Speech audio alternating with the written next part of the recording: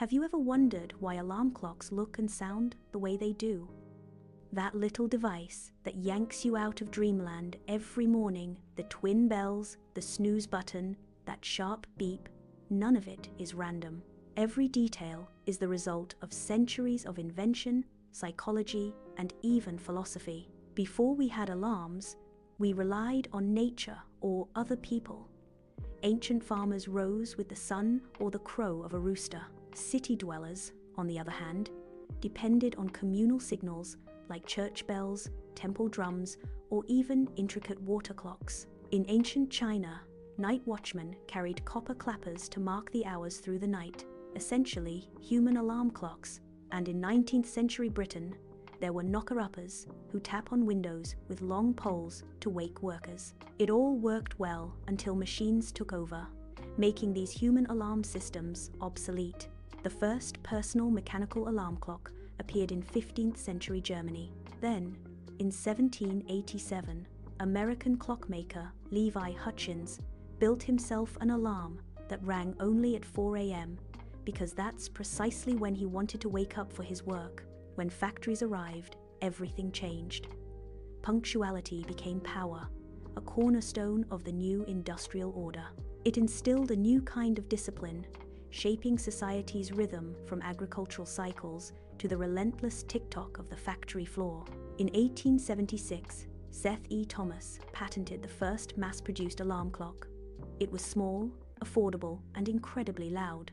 The twin bell design wasn't just aesthetic, it was acoustic engineering, a deliberate choice for maximum impact. So why do alarms sound so unpleasant? Because they're designed that way, meticulously crafted to be impossible to ignore. Your brain is wired to react to sudden, jarring sounds. It's a primal survival instinct. A loud beep triggers the amygdala, your brain's ancient danger detector, instantly snapping you from the depths of sleep. It floods your body with adrenaline and cortisol, shocking you out of deep sleep with a jolt. If alarms were soft or melodic, most of us would just keep dreaming. In one Japanese study, people woken by melodic tones had lower stress levels, but significantly slower reaction times, taking longer to process information and respond. Those woken by harsh beeps reacted faster, but felt grumpier, reporting higher levels of irritation. So the modern alarm is a deliberate trade-off, the stark choice between immediate alertness and a more pleasant awakening. You can't easily have both, at least not with traditional alarms. Then came the 1950s and the world's most beloved enemy, the snooze button. This seemingly innocuous feature was actually born out of a technical limitation. Engineers at General Electric discovered the gear system of the clock made it difficult to align the components for a precise, round number such as a 10-minute interval. That's why every snooze interval today is still 9 minutes, even on sophisticated digital clocks. But snoozing isn't harmless. In fact, sleep scientists are quite critical of it. They call it fragmented microsleep, a disruptive pattern that profoundly confuses your brain. The constant interruption prevents your brain from completing a full sleep cycle, leaving you in a state of sleep inertia. The result? More grogginess, less energy, and a feeling of being even more tired. Yet millions of us hit snooze daily, clinging to those precious extra minutes. In the 1980s, digital buzzers replaced the iconic metal bells. They were cheaper to manufacture, more accurate in their timing, and even more stressful in their piercing, repetitive sound.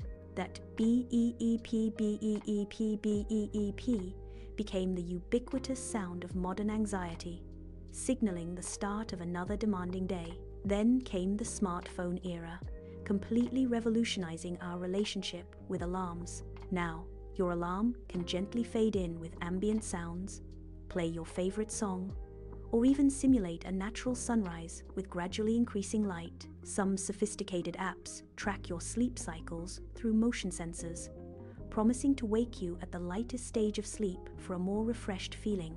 Others sync with smart bulbs, filling your room with light instead of sound, offering a more serene awakening.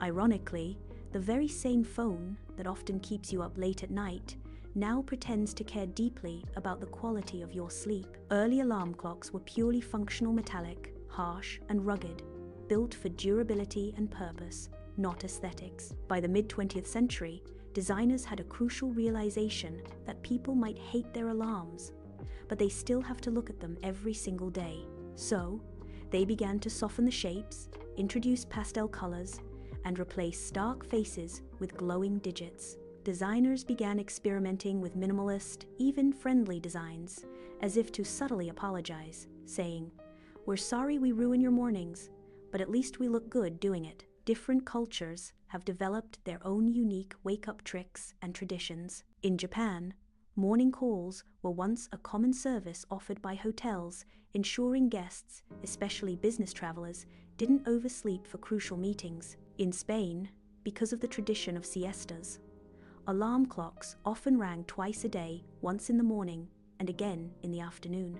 And during World War II, soldiers used portable alarm devices ingeniously disguised as radios, allowing them to wake up at specific times without drawing attention from enemy forces in the dark. There's even a Guinness World Record for the loudest alarm clock, over 100 decibels, as loud as a chainsaw or a jackhammer.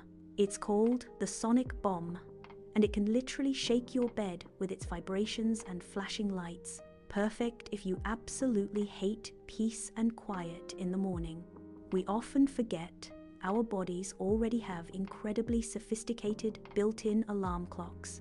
Your circadian rhythm is a natural 24-hour cycle, a complex biological process controlled by light, temperature, and hormones. When sunlight hits your eyes, it signals your brain to produce cortisol, preparing you for wakefulness.